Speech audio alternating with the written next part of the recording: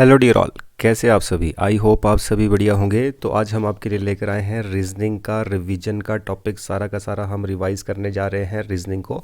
तो चलिए फटाफट से बिना किसी टाइम वेस्ट किए अपने टॉपिक की तरफ बढ़ते हैं। इसी बात पर चैनल को लाइक शेयर सब्सक्राइब करना ना भूलिएगा। फटाफट से एक वीडियो बनाएंगे, बिल्कुल शॉर्ट सी वीडियो रहेगी जिसमें कि आपके पास हर एक कॉन्सेप्ट हम रिवाइज करने वाले हैं। जो जो चीज़ें आपके पास इसमें इंपॉर्टेंट हैं हर एक चीज़ को देखने वाले हैं। तो चलिए चैनल को लाइक शेयर सब्सक्राइब करना ना भूलिएगा और बढ़ती हैं फर्स्ट क्वेश्चन की तरफ।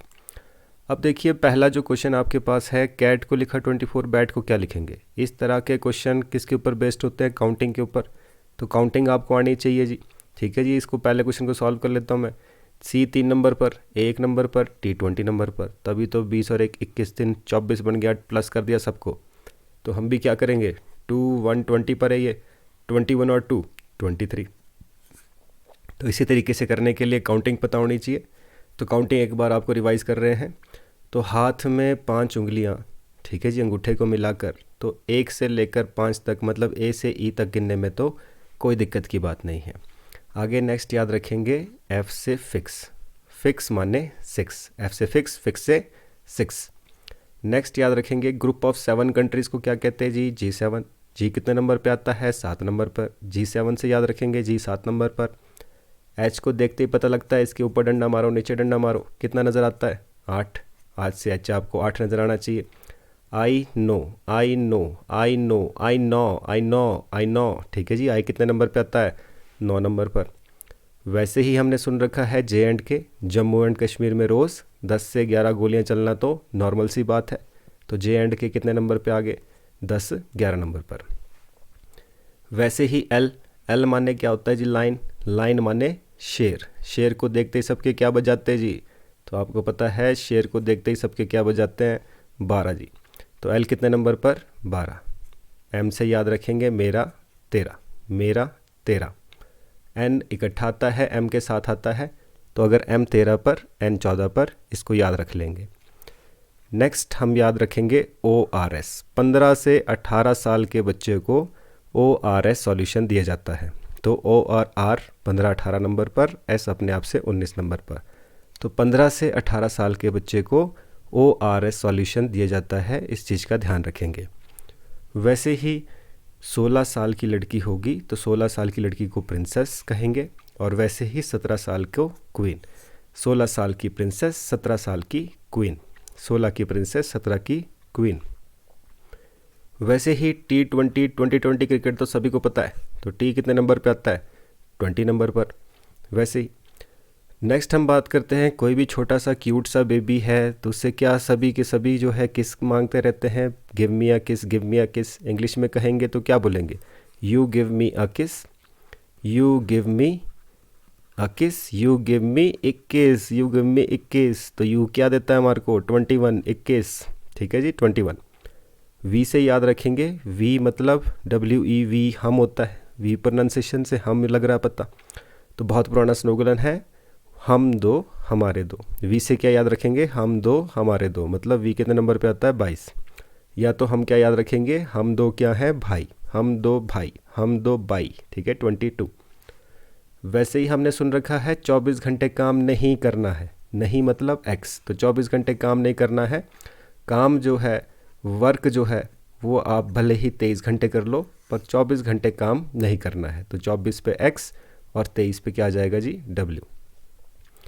वैसे ही वाई और जेड टोटल 26 होते हैं। वाई 25 पर, जेड अपने आप से 26 पर। तो ये इसकी काउंटिंग है सारी, ठीक है जी। तो आप इसको समझ सकते हैं, ये हमने पहले भी करी है, तो ये आपका रिवीजन। चलिए जी नेक्स्ट हम बात करते हैं। नेक्स्ट है जी आपके पास रिवर्स ऑर्डर। अब रिवर्स ऑर्डर की पहचान क्या है? रिवर्स ऑर्डर के लिए भी हमने एक स्टोरी तैयार करी है। स्टोरी में आपको बताया है, अजीज़ नाम का एक बॉय था।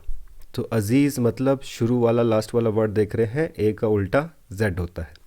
अजीज़ नाम का एक बॉय था, उसको क्रैक्स और ड्यू बहुत पसंद था। उसका EVS का एग्ज़ाम था और वो फालतू कॉलेज में पढ़ता था। खुद को बहुत ग्रेट समझता था क्योंकि उसके हायर सेकेंडरी में बहुत अच्छे मार्क्स आए थे, पर वो इंटर में हो गया फेल। तो ये सारा जो भी स्टोरी है आपको दिख रहा है रेड लेटर में, हमारे पास क्या है? एक दूसरे का अपोजिट अपने आप से बन रहा है, ठीक है जी, रिवर्स ऑर्डर। तो एंटर में फेल हो गया तो पिताजी ने कर दी पिटाई, बोले तेरी शादी तो मैं अब जंगल क्वीन से कराऊंगा, ठीक है जी, तेरी शादी किससे कराऊंगा, जंगल क्वीन से। तो अजीज़ ने भी पढ़ना तो था नहीं, तो वो भी कुर्ता पजामा पहन के, लोटो के शूज़ पहन के जेंटल मैन बन गया जी। तो यहाँ पर आपके पास रिवर्स ऑर्डर सारा कंप्लीट हो जाता है। अजीज़ नाम का बॉय था, क्रैक्स और ड्यू बहुत पसंद था, EVS का एग्ज़ाम था, फालतू कॉलेज में पढ़ता था, ग्रेड समझता था क्योंकि हायर सेकेंडरी में बहुत अच्छे मार्क्स आए थे, पर इंटर में हो गया फेल, पिताजी ने कर दी पिटाई, तेरी शादी तो मैं अब जंगल क्वीन से कराऊंगा। तो वो भी कुर्ता पजामा पहन के, लोटो के शूज़ पहन के जेंटल मैन बन गया। तो ये चीज़ें रिवर्स ऑर्डर हमें पता होना चाहिए। वैसे ही नेक्स्ट जी की पॉइंट्स आपके पास, इजोती नाम की, कोई ज्योति नाम की फ्रेंड है आपके पास, तो उसमें आप याद रख सकते हैं इजोती कितने नंबर पे आता है, 5, 10, 15, 20, 25, E 5 पर, J 10 पर, O 15 पर, इस तरीके से भी याद रख सकते हैं। कई बार आपके पास क्या है, वॉवल केस दे देगा, तो वॉवल केस में आपको ध्यान रखना है, अगर A को 1, E को 2 लिखा है तो इसका मतलब ये क्या है, ये एक वॉवल केस है, इसमें वॉवल के अकॉर्डिंगली नंबरिंग दी गई है। तो कभी भी इस तरीके की नंबरिंग दिखाई दे तो समझ लें कि ये वॉवल केस है, वॉवल के ऊपर नंबरिंग दिखाई गई है, ठीक है जी। चलिए वैसे ही बढ़ते हैं नेक्स्ट। चलिए जी, नेक्स्ट हम बात कर रहे हैं रैंकिंग की। रैंकिंग में हमारे पास क्या क्या चीज़ें हमने यूज़ करी है, मोस्ट इंपॉर्टेंट फार्मूले, किस तरीके के क्वेश्चन रहते हैं, जल्दी से फटाफट देख लेते हैं जी। तो सबसे पहले टाइप का क्वेश्चन हमने इसमें देखिए, सबसे पहली बात 3 रूल पढ़े हैं। रूल नंबर फर्स्ट क्या कहता है, जब आपके पास एक तरफ से पोजीशन दी हो, दूसरी तरफ से निकालनी हो, तो काम क्या होता है। अब देखिए फॉर एग्जांपल कहता है टोटल 50 लोग हैं एक क्लास में, 50 बच्चे हैं जी क्लास में। कहता है जो राम है, राम शुरू से गिनेंगे तो वो 35 नंबर पर आ रहा है, तो बताइए अगर लास्ट से गिना जाएगा तो कौन से नंबर पर आएगा। तो इस तरीके के क्वेश्चन के लिए रूल नंबर फर्स्ट अप्लाई करते हैं। टोटल दिया है, एक तरफ से पोजीशन भी दी है, तो अगर आपको दूसरी तरफ से निकालना है, काम क्या करते हैं, टोटल में 1 बढ़ाकर, टोटल कितना है 50 पर हम लिखेंगे 51, टोटल में 1 बढ़ाकर माइनस कर देंगे जिसको, तो एक तरफ से पोजीशन माइनस कर देंगे तो लग जाएगा पता दूसरी तरफ से कितने नंबर पर आ रहा है जी। ऐसा ही क्वेश्चन आपके पास हो सकता है कि भाई M जो है वो स्टार्टिंग से 13 नंबर पर आता है, तो बताइए लास्ट से कौन से नंबर पर आएगा। तो आपको पता है टोटल 26 अल्फ़ाबेट होते हैं, पर हम 27 में से माइनस करेंगे इसकी पोजीशन को, तो हमारे पास क्या आ जाएगा, लास्ट से इसका नंबर, लास्ट से कौन से नंबर पे आता है, 40 नंबर पर। वैसे भी पता है M का उल्टा N होता है, जेंटलमैन बन गया, M का उल्टा N, तो M 13 पर, N 14 पर है, ठीक है जी। तो लास्ट से कौन से नंबर पे आएगा, जिस नंबर पर ये है, ठीक है जी। A शुरू से है तो Z लास्ट से है, अजीज़, ठीक है। B शुरू से है तो Y, बॉय जो है क्या बना हमारे पास, B शुरू से सेकंड नंबर पर, Y लास्ट से सेकंड नंबर पर। तो ये सारी चीज़ें जो है कैसे निकाल सकते हैं, अगर एक तरफ से पोजीशन पता है, दूसरी तरफ से कैसे निकालना है, टोटल में 1 बढ़ा करके माइनस करना है जी, ठीक है जी। चलिए नेक्स्ट रूल। तो अब अगला रूल है जी हमारे पास रूल नंबर 2, जब दोनों तरफ से पोजीशन दी हो और टोटल निकालना हो। तो जब दोनों तरफ से पोजीशन दी हो और टोटल निकालना हो, कहने का मतलब कहता है कि राम स्टार्टिंग से गिनेंगे तब भी 15 नंबर पर आ रहा है, लास्ट से गिनेंगे तब भी 15 नंबर पर आ रहा है, कोई भी नंबर दिया हो, 15, 16, 17, ठीक है जी। शुरू से 17 नंबर पर, लास्ट से 20 नंबर पर, कुछ भी दिया हो। तो ऐसे में टोटल कैसे निकालते हैं, तो जब दोनों तरफ से पोजीशन दी हो, टोटल कैसे निकालते हैं, पहले दोनों को प्लस कर देंगे जी, ठीक है जी, पहले दोनों को प्लस, फिर 1 माइनस, ठीक है जी, 1 जो है इसमें माइनस करना पड़ेगा, तभी आपके पास टोटल नंबर एक्यूरेटली आएंगे। तो ऐसे क्वेश्चन में 1 कम हो जाता है, ठीक है जी। तो दोनों को प्लस, 1 क्या करना है, माइनस। रूल नंबर 3, 2 व्यक्तियों के बीच में कितने लोग बैठे हैं कैसे पता करें। एक आदमी राम है 25 नंबर पर बैठा हुआ, श्याम गिना जाए उसी तरफ से तो ये है 30 नंबर पर बैठा हुआ, इनके बीच में कितने आएंगे। तो आधे लोगों के दिमाग में आ रहा होगा 30 में से 25 माइनस करेंगे 5 आ जाएगा, जो कि गलत हो जाएगा। इनके बीच में नंबर कैसे निकालते हैं, पहले माइनस करो दोनों को, फिर एक और माइनस करना पड़ता है इसमें। तो 30 में से 25 गया 5, फिर एक और माइनस करेंगे तब कहीं जाकर जो है एग्जैक्टली सही आंसर आएगा। आप देख सकते हैं इनके बीच में 26 नंबर पर, 27 पर, 28 पर और 29 पर, तो केवल 4 ही लोग बैठे गए हैं। अगर डायरेक्ट माइनस करते तो 5 आता है, जबकि एक और माइनस जो है इसमें करना पड़ेगा। तो इन्हीं रूल्स के ऊपर क्वेश्चंस आपके पास रहेंगे, ठीक है जी। हर तरीके से क्वेश्चन जो भी हो आपको वैसे ही क्वेश्चन करना है। जैसे कि ये कह रहा है एक लाइन में दोनों तरफ से गिना जाए तो मैं 6 नंबर पे हूँ, 6 नंबर पे हूँ। टोटल कितने हैं? शुरू से गिनेंगे तब भी 6, लास्ट से गिनेंगे तब भी 6। तो काम क्या है? दोनों को प्लस एक माइनस। तो आंसर क्या बन गया? 11। तो ऐसे ही किसी ना किसी रूल के ऊपर क्वेश्चन होंगे, तो ध्यान से क्वेश्चन को करेंगे जी। चलिए बढ़ते हैं अब नेक्स्ट टॉपिक की तरफ। चलिए जी, नेक्स्ट अब बात करते हैं ब्लड रिलेशन की। ब्लड रिलेशन में हमने क्या चीज़ें सीखी है? तो ध्यान रखें, कोई भी मेल मेंबर आएगा उसको हम बॉक्स में बंद करते हैं, फीमेल मेंबर आएगी उसको हम राउंड में बंद करते हैं। मेल आएगा बॉक्स में बंद, फीमेल आएगी राउंड में बंद, ताकि पहचान सके कौन सा मेल है कौन सी फीमेल है।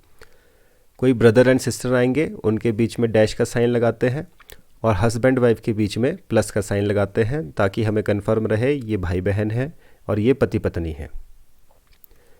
नेक्स्ट जो बात आपको ध्यान रखनी है जनरेशन गैप की। जो बेटा है, बेटी है, बच्चे हैं, वो नीचे ही ड्रॉ करेंगे, फादर को उनसे ऊपर और ग्रैंडफादर को उनसे भी ऊपर ड्रॉ किया जाता है, ठीक है जी। तो हर एक चीज़ ध्यान रखेंगे, एज लेवल मेंटेन करके रखना है, और जो भी आपके फादर के एज लेवल के हैं उनके साथ ड्रॉ किए जाएंगे, चाचा, चाची, मामा, ठीक है जी, मासी, बुआ। तो ये सारे के सारे फादर के लेवल के होते हैं। दादू, दादी, नानू, नानी, ये जो है आपके पास ग्रैंडफादर, ठीक है जी, टोटल सबसे ऊपर वाली जनरेशन के हैं। और आपके कोई भी मामे का बेटा, चाचे का बेटा, बुआ का बेटा, ताऊ का बेटा, वो सभी के सभी आपके एज लेवल के हैं, तो अपने साथ जो इनको ड्रॉ किया जाता है। तो एक दो क्वेश्चन देख लेते हैं इसके भी, ताकि आपका अच्छे से रिवीजन हो जाए। तो क्वेश्चन आपके पास इंग्लिश हिंदी दोनों में दिया है, आप जिसमें भी कंफर्टेबल हो उसमें आप आंसर दे सकते हैं। तो जैसे कि क्वेश्चन कह रहा है क्यू, एम और एन की माता है। तो माता है, पहली बात तो राउंड में रखेंगे इसको। किसकी माता है? जिनकी माता है उनको नीचे ड्रॉ करेंगे। तो एम और एन की माता है।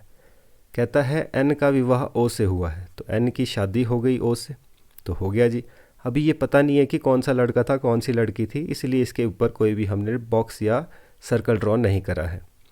क्यू ओ से किस प्रकार संबंधित है? तो क्यू क्या लगेगा? ओके, तो ऑब्वियस सी बात है, शादी करी है, ठीक है। ये लड़का हो चाहे लड़की हो, लड़का होगा तो दामाद लगेगा, लड़की होगी तो ये बहू लगेगी। पर जो क्यू है वो तो हमेशा ही सास ही लगने वाली है, क्योंकि ये औरत है, ठीक है जी।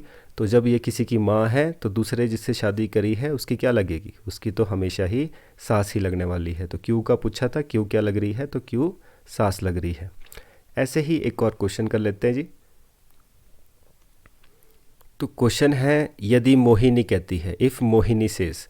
तो अब देखिए बोलने वाली मोहिनी है, तो ऐसे क्वेश्चन जो है इसी से ड्रॉ किए जाएंगे, और जहाँ पर भी मैं या मेरे लिखा होगा वहीं से क्वेश्चन की शुरुआत की जाएगी।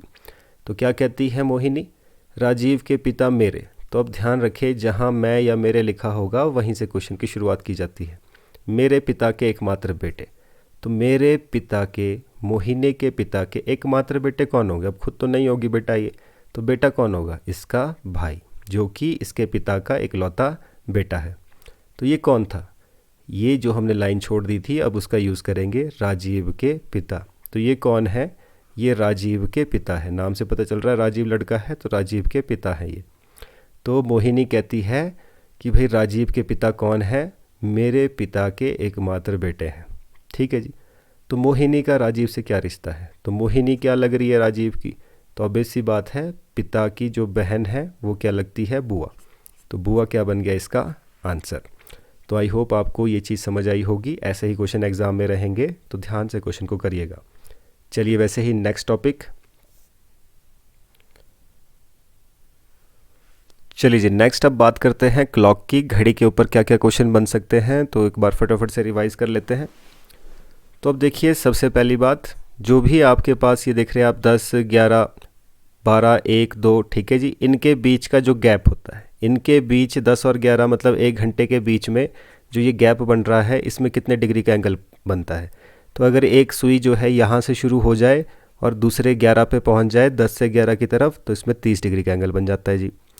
जो ये छोटे छोटे गैप आपको दिखाई दे रहे हैं, छोटे छोटे जो गैप हैं, इनके बीच में कितने डिग्री का एंगल बनता है? तो अगर सुई यहाँ से शुरू हो और दूसरे गैप तक जाए तो इसमें टोटल कितने डिग्री चल पड़ेगी वो? तो ये टोटल 6 डिग्री का गैप होता है। और ऐसे ही पूरी जो घड़ी है, पूरी घड़ी में टोटल 360 डिग्री का एंगल बनता है जी, ठीक है जी। तो ये चीज़ें आपको पता होनी चाहिए सबसे पहली बात। वैसे ही नेक्स्ट अब देखिए बात करते हैं सेकंड हैंड की। सेकंड हैंड का क्या क्या हिसाब किताब बैठता है। सबसे पहले पूरा चक्कर जो है 360 डिग्री का होता है, तो 60 सेकंड में 360 डिग्री जो है सेकंड वाली सुई कंप्लीट करती है। मतलब पूरा चक्कर कितने टाइम में मारती है, 60 सेकंड में। 60 सेकंड में पूरा चक्कर मार देती है। तो 1 सेकंड में कितना गई जी, तो हमें पता है 1 सेकंड में यहाँ से यहाँ केवल 6 डिग्री का गैप होता है। तो 60 सेकंड में 360 डिग्री होता है, 1 सेकंड में कितना डिग्री है, 6 डिग्री। ठीक है जी। वैसे ही मिनट हैंड में क्या है, पूरा चक्कर कितने टाइम में पूरा करती है, तो 60 मिनट में मिनट हैंड पूरा का पूरा चक्कर कवर कर देती है। तो बताइए 1 मिनट में कितना डिग्री जाएगी, तो 1 मिनट में केवल 6 डिग्री जाएगी। 1 मिनट में सुई यहाँ से यहाँ जाएगी मिनट वाली, तो 6 डिग्री ही मूव करती है। ठीक है जी। वैसे ही जो आवर हैंड है ये पूरा चक्कर 12 घंटे में पूरा करती है। 1 घंटे में 30 डिग्री और 1 मिनट में आधे डिग्री का एंगल बनाती है। ठीक है जी, ये चीज़ें हमें पता है। अब आपके पास क्वेश्चन रहे, बताइए सेकंड हैंड है, सेकंड वाली जो सुई है वो 15 सेकंड में कितने डिग्री का एंगल बनाएगी। तो अगर 1 का पता है, 15 का निकालना है, तो सीधा 15 मल्टीप्लाई कर देंगे जितना 1 में बनाती है। 1 में 6 डिग्री, तो 15 सेकंड में कितना बन जाएगा, 90 डिग्री। अगर पूछा जाए 10 सेकंड में कितना, तो वही काम है, 10 मल्टीप्लाई कर देंगे। पूछा जाए 20 सेकंड में कितना, तो 20 से मल्टीप्लाई कर देंगे। ठीक है जी। वैसे ही मिनट हैंड का भी यही हिसाब किताब है। 1 मिनट में 6 डिग्री है, 10 मिनट में पूछे तो 10 मल्टीप्लाई, 20 मिनट में पूछे तो 20 मल्टीप्लाई, 30 मिनट में पूछे तो 30 मल्टीप्लाई कर देंगे। इस तरीके से आप आंसर निकाल सकते हैं। वैसे ही आवर हैंड में भी 1 घंटे में 30 डिग्री है, 10 घंटे में बोलेगा तो 10 मल्टीप्लाई कर देंगे, 20 घंटे में बोलेगा तो 20 मल्टीप्लाई कर देंगे। ठीक है जी।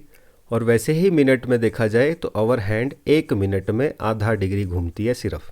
ठीक है जी, सिर्फ आधा डिग्री घूमती है, इस चीज़ का ध्यान रखेंगे। नेक्स्ट कुछ एक फैक्ट्स। 0 डिग्री का एंगल, 0 डिग्री मतलब दोनों की दोनों सुइयाँ एक ही के ऊपर।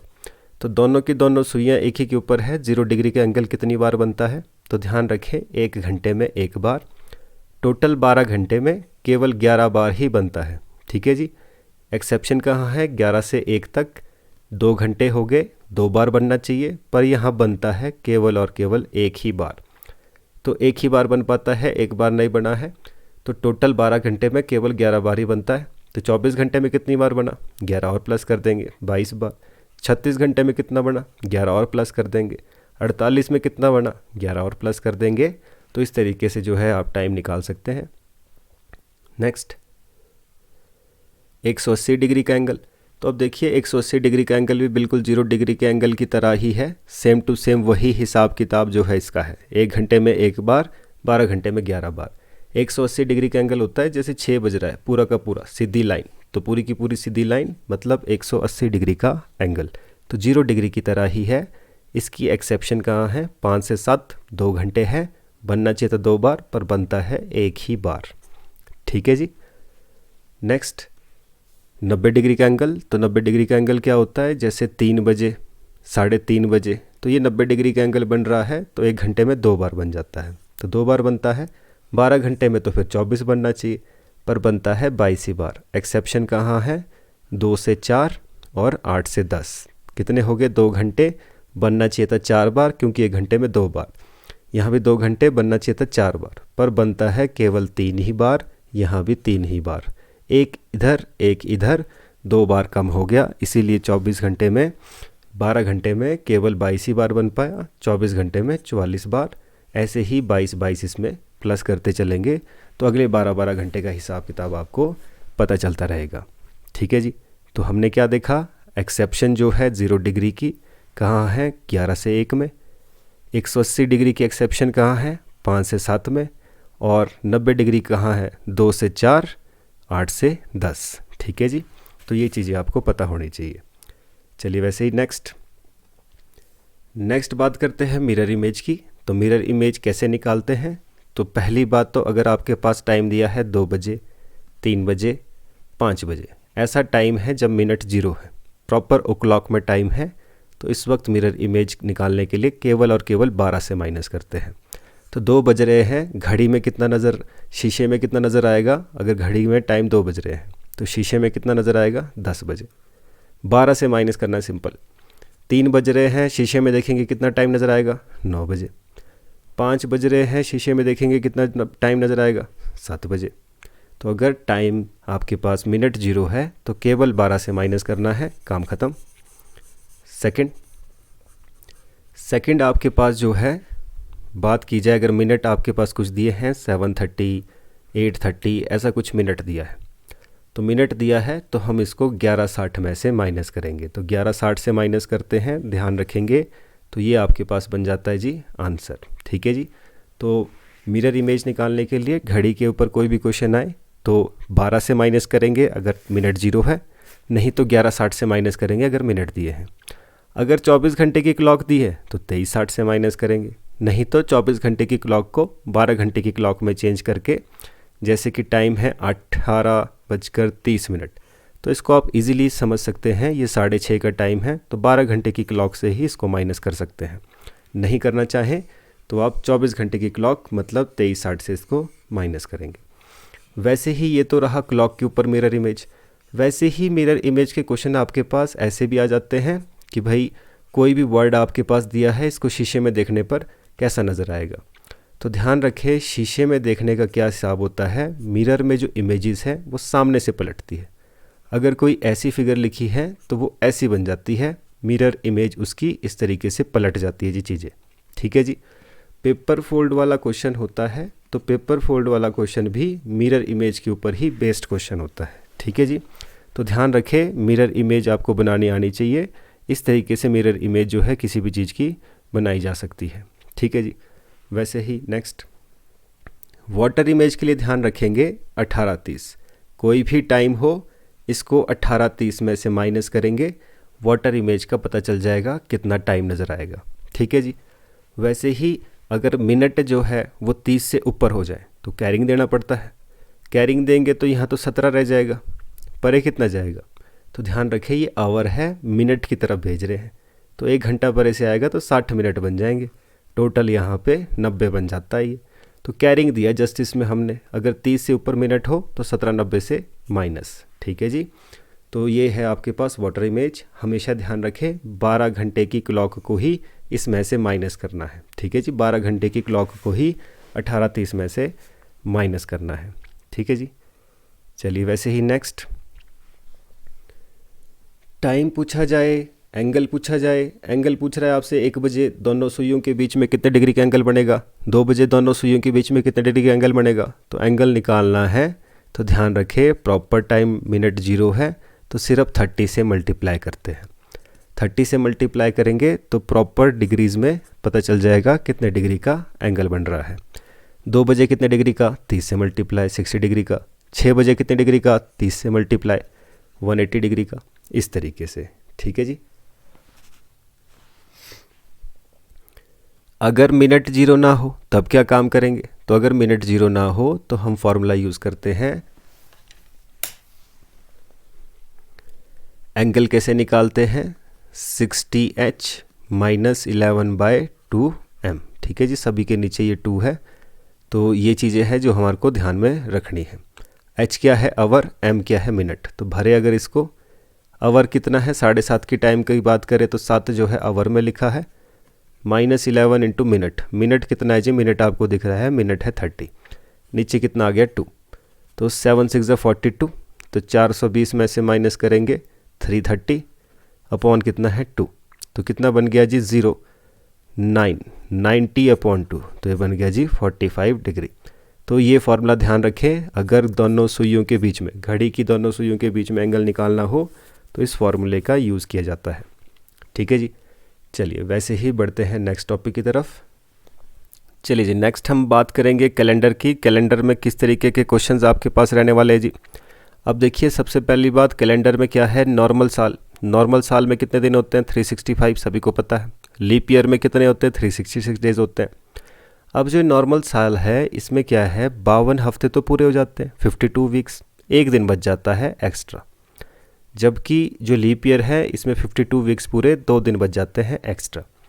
इसी के ऊपर क्वेश्चन बनता है, कहता है 2 जनवरी 2021 को सैटरडे था, तो बताइए 2 जनवरी 2022 को कौन सा दिन होगा। तो आप देख रहे हैं 2021 2022 एक साल का गैप है, एक साल में एक दिन एक्स्ट्रा होता है, जो कि मैं आपको इसमें समझाने की कोशिश कर रहा हूँ। ठीक है जी, तो एक दिन एक्स्ट्रा होगा, तो अगर सैटरडे है आज तो एक साल के बाद क्या होगा, संडे। ठीक है जी, इसी दिन एक साल के बाद नॉर्मल साल है तो संडे होगा। वैसे ही एक दिन ले लेते हैं, 2 जनवरी 2024 को है मंडे, तो बताइए 2 जनवरी 2025 को कौन सा दिन होगा। तो अब देखिए 2024 जनवरी है तो लीप ईयर है, इसके बाद 29 तारीख आएगी फरवरी की, लीप ईयर हो जाएगा, एक दिन बढ़ जाएगा। तो आना तो चाहिए था एक दिन के बाद अगला दिन, बट ऐसे क्वेश्चन में जब लीप ईयर होगा तो 2 दिन एक्स्ट्रा हो जाते हैं। तो अगर आज मंडे है तो आंसर क्या आएगा, वेडनेसडे। ये चीज़ें हमने देखी है, सब कुछ आपको रिवाइज करा रहे हैं, तो चलिए देखते जाइए। नेक्स्ट, कैसे पता चलेगा कि भाई लीप ईयर है। तो आपको पता है लास्ट के 2 डिजिट को डिवाइड कर देंगे 4 से, तो पता चल जाएगा कौन सा लीप ईयर है कौन सा नहीं है। कैसे पता चलेगा लीप सेंचुरी है, तो ध्यान रखें अगर 400 से पूरा का पूरा डिवाइड हो रहा है नंबर तो वो एक लीप सेंचुरी है, अगर 400 से डिवाइड नहीं हो रहा है तो लीप सेंचुरी नहीं है। ठीक है जी। नेक्स्ट, 100 सालों में कितने लीप ईयर होते हैं। तो ध्यान रखें 100 सालों में वैसे होने तो चाहिए थे 25 लीप ईयर, बट क्योंकि जो 100 वाली साल है ये सेंचुरी में इंक्लूड हो जाती है, इस वजह से केवल 24 ही लीप ईयर होते हैं। तो प्रत्येक 100 सालों में 24 लीप ईयर होते हैं, सिवाय अगर कोई लीप सेंचुरी आएगी उसके। लीप सेंचुरी आएगी तो उसमें एक दिन एक्स्ट्रा हो जाएगा। जैसे कि फॉर एग्जांपल 400 सालों में कितने लीप ईयर होंगे, 100 सालों में कितने होते हैं जी 24, 200 सालों में कितने होंगे, मतलब अगले 100 सालों में भी 24, अगले 100 सालों में भी 24, पर जैसे ही लीप सेंचुरी आएगी एक दिन बढ़ जाता है। ठीक है जी, एक दिन बढ़ जाता है तो लीप ईयर कितने होंगे, 25 हो जाएंगे इसमें। तो ध्यान रखें टोटल 400 सालों में 97 बार लीप ईयर आता है जी। ठीक है जी, चलिए वैसे ही नेक्स्ट, तो इस तरीके के क्वेश्चन जी, क्वेश्चन आपसे पूछ रहा है आज मंडे है, 450 दिन के बाद कौन सा दिन होगा। तो ऐसे क्वेश्चन कैसे करने हैं, तो ध्यान रखें दिन निकालने का कोई भी क्वेश्चन है 7 से उसको डिवाइड करो और जो भी रिमाइंडर बच रहा है उसको जोड़ दो। ठीक है जी, कहने का मतलब क्या था, आज मंडे 450 दिन बाद कौन सा दिन। तो काम क्या करना है, 7 से डिवाइड करना है, जो बच रहा है उसको क्या कर देंगे, इसमें प्लस कर देंगे। ठीक है जी, तो मंडे था आज, 2 बच रहा है तो प्लस कर देंगे वेडनेसडे आंसर। एक और क्वेश्चन ले सकते हैं, आज थर्सडे है, 888 दिन के बाद कौन सा दिन होगा। तो काम क्या है, 7 से डिवाइड, जो बच जाएगा उस रिमाइंडर को इसमें क्या कर देंगे, प्लस। ठीक है जी, तो प्लस कर दिया तो वेडनेसडे आंसर। नेक्स्ट देख सकते हैं, 1 जनवरी 2021 को मंडे है, तो 1 जनवरी 2022 को कौन सा दिन होगा। तो हमने देखा अभी एक साल का गैप है, नॉर्मल साल, एक ही दिन बढ़ेगा, मंडे था तो ट्यूसडे आंसर। 10 फरवरी 2020 को संडे था, तो 10 फरवरी 2021 को कौन सा होगा। 10 फरवरी 2020 29 आएगी इसके बाद अभी, तो 2 दिन बढ़ जाएंगे क्योंकि लीप ईयर है जी। लीप ईयर है तो संडे था, मंडे होना चाहिए था, पर आएगा क्या, ट्यूसडे, क्योंकि ये लीप ईयर है। 1 मार्च 2020, तो फिर से देख रहे हैं लीप ईयर, बट ये तो मार्च है, जो 29 फरवरी हो तो पहले निकल गई, जो दिन बढ़ना था तो पहले निकल गया। यहाँ से आगे तो इसके बीच में 29 फरवरी नहीं आ रही है, तो नॉर्मल साल की तरह काम करेगा, मंडे है तो ट्यूसडे हो जाएगा एक साल में। वैसे ही 2016 देख रहे हैं, तो ये क्या है, लीप ईयर है, बट वो फरवरी की 29 तारीख तो पहले निकल गई है, इनके बीच में तो नहीं आएगी, तो ये नॉर्मल साल की तरह काम करेगा। सैटरडे है तो अगली साल संडे होगा आंसर। तो आई होप आपको ये चीज़ें समझ आई होगी। ठीक है जी, तो इसी तरीके से आपके पास कोई भी क्वेश्चन दिया हो आपको इसे सॉल्व करना है। तो कैलेंडर के ऊपर ध्यान रखें, हर 7 दिन बाद भी वही दिन आता है, हर 7 दिन पहले भी वही दिन आता है। ठीक है जी, तो बाकी के कॉन्सेप्ट आपको रिवाइज कराए हैं, तो हर एक चीज़ जो है आपको ध्यान में रखनी है, किस किस तरह के क्वेश्चन हमने इसमें कैलेंडर में किए हैं। ठीक है जी, तो अब देखिए अगर 1 तारीख को मंडे है तो अगला मंडे कब आएगा, 7 दिन बाद, तो 8 तारीख को मंडे। अगला मंडे कब आएगा? 7 दिन बाद, 15 तारीख को मंडे। अगला मंडे कब आएगा? 7 तारीख बाद। ठीक है जी, 7 दिन के बाद अगला दिन, अगला मंडे जो है आएगा। तो हर 7 दिन बाद वही दिन आता है, इस चीज़ का ध्यान रखेंगे। ठीक है जी, तो चलिए बढ़ते हैं नेक्स्ट टॉपिक की तरफ। तो चलिए जी, नेक्स्ट हम बात कर रहे हैं डाइस की। तो डाइस के क्वेश्चन किस तरीके से किए जाते हैं? तो अब देखिए, सबसे पहली बात, जो डाइस है शेप कैसी होती है? इसकी क्यूब शेप होती है। फेसेस कितने होते हैं? 6। एजेस कितने होते हैं? 12। वर्टेक्स कितने होते हैं? 8। ठीक है जी, जिसको डिटेल में जानना है वो डिटेल वाली वीडियो देख सकता है, डाइस की अपलोड है पहले से ही। तो चलिए जी, नेक्स्ट अब देखते हैं टाइप्स ऑफ डाइसेस। कितने तरह के डाइस होते हैं? तो ध्यान रखिए, 2 तरह के डाइस होते हैं, एक ऑर्डिनरी, एक स्टैंडर्ड। तो इसको समझने के लिए एक मैं डाइस बना रहा हूँ यहाँ पर। जब भी आप किसी डाइस को देखते हैं तो सिर्फ 3 ही फेसेस आपको नज़र आते हैं। ठीक है जी, तो अब देखिए क्या कहता है, ऑर्डिनरी डाइस कौन सा होगा? अगर कोई भी दो साइड को प्लस करेंगे और वो 7 बन जाए तो ये ऑर्डिनरी डाइस होता है। और अगर कोई भी 2 साइड को प्लस करके 7 नहीं बन रहा है तो वो स्टैंडर्ड डाइस होता है। क्योंकि अगर स्टैंडर्ड डाइस की हम बात करेंगे, स्टैंडर्ड डाइस क्या होता है? मानक पासा। ठीक है जी, स्टैंडर्ड जो पासा होता है, तो 1, 3, 5 ले लेते हैं जी। तो ये क्या है? कोई भी 2 साइड प्लस करके इसमें 7 नहीं बन रहा है। नहीं बन रहा है क्योंकि इसका जो अपोजिट होता है उसको प्लस करके 7 बनता है। अगर 1 है तो इसका अपोजिट क्या होगा? 1 का अपोजिट क्या होगा? 6। अगर स्टैंडर्ड डाइस है तो प्लस करके 2 साइड को 7 नहीं बन रहा है तो स्टैंडर्ड डाइस है। 1 का उल्टा क्या होता है? 6। 3 का उल्टा क्या होगा? 4। 5 का उल्टा क्या होगा? 2। 7 बनना चाहिए। जबकि ऑर्डिनरी डाइस में 2 का उल्टा क्या होगा? ऐसा नंबर जो यहाँ है ही नहीं, जो इन 2 के अलावा अपोजिट कभी भी नहीं दिखता है जी। तो इनके अलावा कौन सा नंबर है? 1, 4 और 6। 3 का उल्टा भी सेम यही, 5 का उल्टा भी सेम यही रहेगा। इन्हीं में से कोई एक नंबर हो सकता है, क्योंकि ऑर्डिनरी डाइस का मतलब है खुद से बनाया हुआ पासा, और उसका आंसर जो है विद पॉसिबिलिटी दिया जाता है। ठीक है जी, तो देखिए अब डाइस में हमने देखा है जब एक ही पोजीशन दी हो, जब 2 पोजीशन दी हो, जब 2 से ज़्यादा पोजीशन दी हो, या ओपन डाइस दिया हो इस तरीके से, तो कैसे सॉल्व करना है। तो देख लेते हैं एक बार फटाफट से। जब एक ही पोजीशन दी हो डाइस की तो काम क्या करना है? तो एक ही पोजीशन दी हो तो बस चेक करना है क्या ये स्टैंडर्ड है या ऑर्डिनरी। तो हम देख रहे हैं किन्हीं भी 2 साइड को प्लस करके 7 नहीं बन रहा, तो स्टैंडर्ड डाइस है। ठीक है जी, तो सबका उल्टा आप निकाल सकते हैं। 3 का उल्टा 4, 5 का उल्टा 2, क्योंकि स्टैंडर्ड डाइस में उल्टे को क्या है? प्लस करके 7 बनता है। ठीक है जी, वैसे ही अगला एक और क्वेश्चन हम देख रहे हैं, 2 साइड को प्लस करके तो 7 बन रहा है, तो इसका मतलब ये स्टैंडर्ड डाइस नहीं है, ऑर्डिनरी डाइस है। तो इसका आंसर विद पॉसिबिलिटी देते हैं। 2 का उल्टा क्या होगा? 1, 5, 6 में से कोई भी। 3 का उल्टा भी इन्हीं में से कोई भी। 4 का उल्टा भी इन्हीं में से कोई भी। ठीक है जी, नेक्स्ट देखते हैं जी। नेक्स्ट है जी, आपके पास अगर 2 पोजीशन दी हो, एक ही डाइस है पर पोजीशन 2 दी है। ठीक है जी, तो इसमें कैसे हम फाइंड आउट करते हैं कोई भी चीज़? तो अब देखिए 2 तरीके से इसको क्वेश्चन को किया जाएगा। या तो देखिए पहले कि भाई एक ही नंबर कॉमन है या 2 नंबर कॉमन है। तो अगर एक ही नंबर कॉमन हो, जैसे आपको दिख रहा है 1, 1 दोनों तरफ लिखा है, 1 नंबर कॉमन है, तो पहले डाइस को लिखेंगे, 1 लिख दिया। ठीक है जी, 1 के बाद क्या है? 1 की तरफ को घुमाएंगे क्लॉक या एंटी क्लॉक। 1 के बाद 3, 3 के बाद 2, तो लिखेंगे भी ऐसे ही, 1 के बाद 3, 3 के बाद 2। ठीक है जी, लिख दिया। दूसरे में भी वही काम क्लॉकवाइज, 1 के बाद 6, तो जो सेम है वो एक दूसरे के नीचे, 1 के बाद 6, 6 के बाद 5। तो ये क्या आ गया? 2 का उल्टा 5, 3 का उल्टा 6। वैसे ही 1 का उल्टा क्या हो जाएगा? जो यहाँ पर है ही नहीं, तो इसका उल्टा क्या हो जाएगा जी? 4। तो जहाँ है ही नहीं, इसका उल्टा क्या हो जाएगा? 1 का उल्टा 4। तो इस तरीके से सभी के रिवर्स आप निकाल सकते हैं। पर अगर आपके पास 2 नंबर कॉमन हो, तो आप देख रहे हैं 3 और 5, 3 और 5 कॉमन है, तो जो नंबर बच जाता है वो एक दूसरे का उल्टा होता है। 2 का उल्टा क्या होगा? 1। तो ऐसे क्वेश्चंस को किया जाता है। जब भी आपके पास क्वेश्चन दिए जाएंगे तो ये ज़रूर चेक करें। नेक्स्ट, जब आपके पास एक से ज़्यादा पोजीशन दी हो, 2 दी हो, 3 दी हो, तो क्या काम करना है? तो जब 2 से ज़्यादा पोजीशन दी हो, चेक आपको उसी तरीके से करना है जो हमने 2 रूल देखे पहले।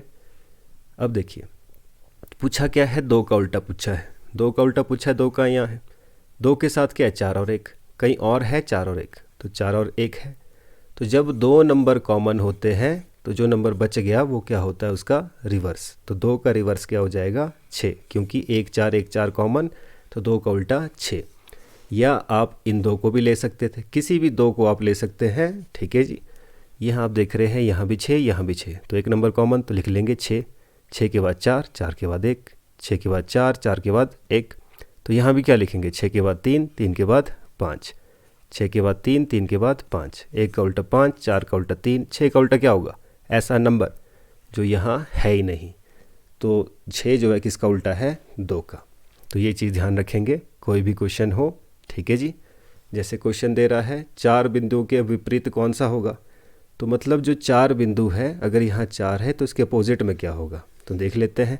इन दोनों में क्या दिख रहा है आपको 5, यहाँ भी 5 है, ठीक है जी, तो कॉमन है। तो पहले 5 के बाद क्या आएगा, 5 के बाद हम यहाँ देख रहे हैं 5 के बाद 4, 4 के बाद 2, 5 के बाद 4, 4 के बाद 2, तो यहाँ भी कॉमन है 5। तो 5 के बाद 3, 5 के बाद 3, 3 के बाद 1, ठीक है जी। तो हम देख रहे हैं 4 का उल्टा पूछा था तो आ गया है 4 का उल्टा 3। तो ऐसे ही क्वेश्चन देखने होते हैं। जिसको अभी भी डिटेल में पूरी वीडियो देखनी है वो देख सकता है, चैनल पर अपलोडेड है। बाकी बढ़ते हैं next. Open dice. Open dice का क्या हिसाब होता है, इसमें क्या है जी, इसमें रिवर्स होते हैं ये एक दूसरे के, अल्टरनेट पोजीशन पे जो लिखे हैं, सी का उल्टा डी, बी का उल्टा एफ होता है, और जो लटक गए साइड में एक दूसरे के उल्टे होते हैं जी। तो इसका केस क्या है, इसमें यह है कि भाई जब इसको बंद किया जाएगा तो कैसा नज़र आएगा। तो ध्यान रखें अपोजिट साइड कभी भी नहीं दिखती। जब भी आप बात करेंगे किसी डाइस की तो अपोजिट साइड जो है कभी भी नहीं दिखती है, अपोजिट साइड नहीं दिखती है। सी का अपोजिट डी है, ठीक है जी। यहाँ क्या लिख रहा है ए, तो ए यहाँ है, ए का उल्टा क्या है ई, इसने तो ई भी साथ में लिखा, ये तो नहीं दिखना चाहिए था, गया जी। आपके पास क्या है नेक्स्ट है सी, सी का उल्टा क्या है डी, ये भी यहीं पर लिख दिया, सी का उल्टा डी साथ में लिखा है तो ये तो गलत हो गया जी। ए है, ए का उल्टा क्या है ई, नहीं है यहाँ पर। डी है, डी का उल्टा क्या है सी, नहीं है यहाँ पर।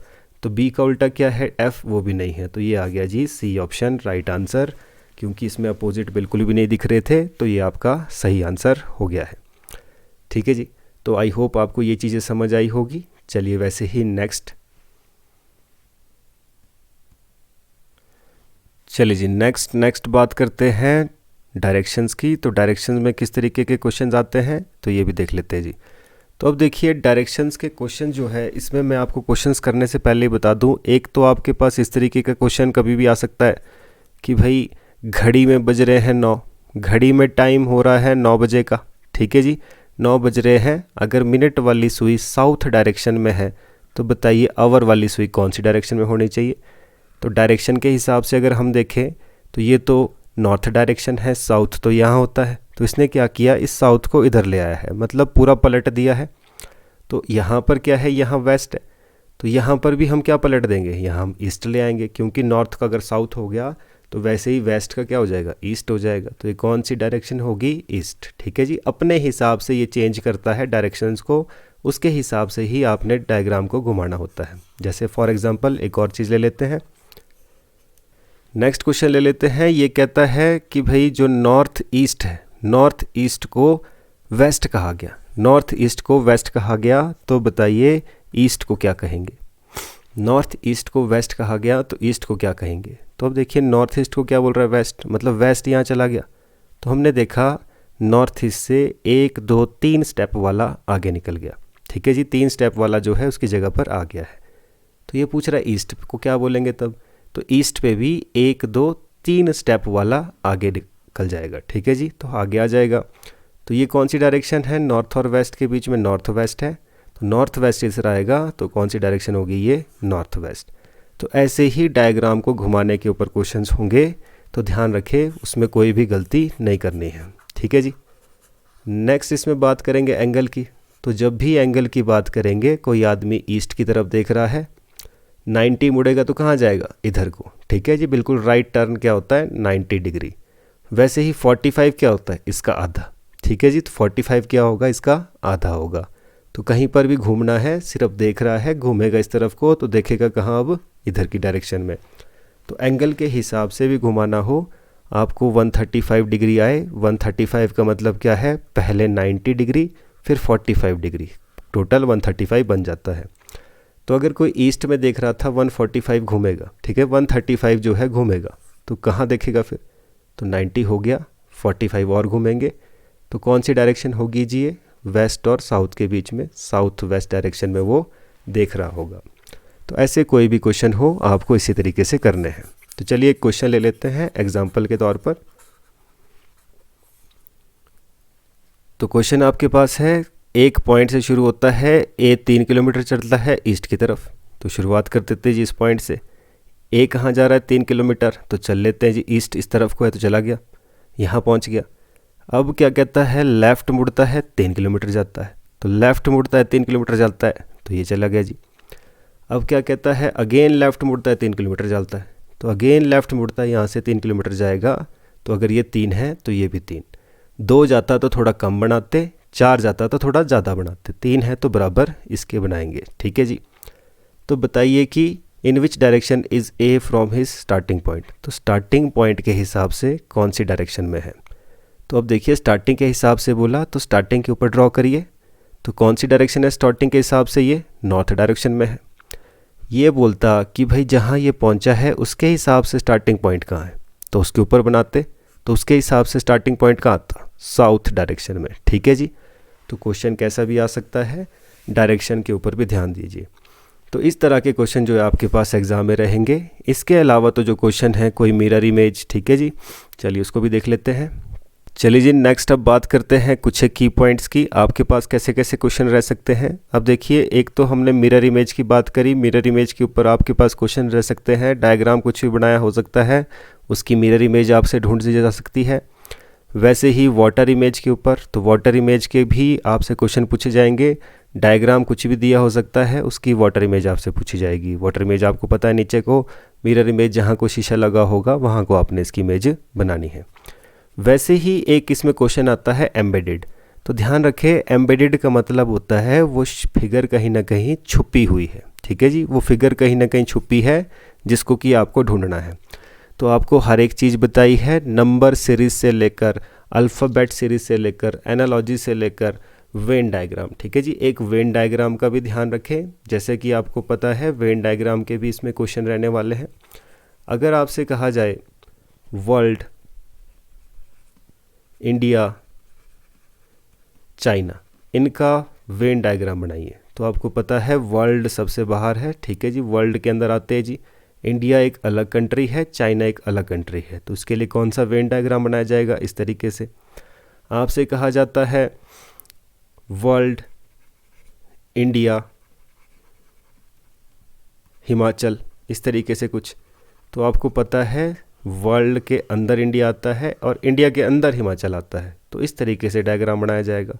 तो ये डिफरेंट टाइप के वेन डायग्राम्स हैं जो कि आपसे एग्ज़ाम में पूछे जा सकते हैं। तो जिनमें कुछ रिलेशन नहीं होगा वो अलग अलग ड्रॉ किए जाते हैं, जो जिसके अंदर है वो ड्रॉ कराया जाएगा उसके अंदर, और अगर दो चीज़ें किसी एक ही चीज़ के अंदर आ रही है तो वो ऐसे ड्रॉ किया जाएगा। फॉर एग्ज़ाम्पल एक और चीज़ आपसे है फ्रूट्स, एप्पल, मैंगो, इसका डायग्राम कैसे बनाया जाएगा। तो अब इसी बात है, ये एप्पल, ये मैंगो, और ये किसके अंदर आते हैं, दोनों के दोनों फ्रूट्स के अंदर आते हैं। तो आई होप आपको ये चीज़ें पता चली होगी।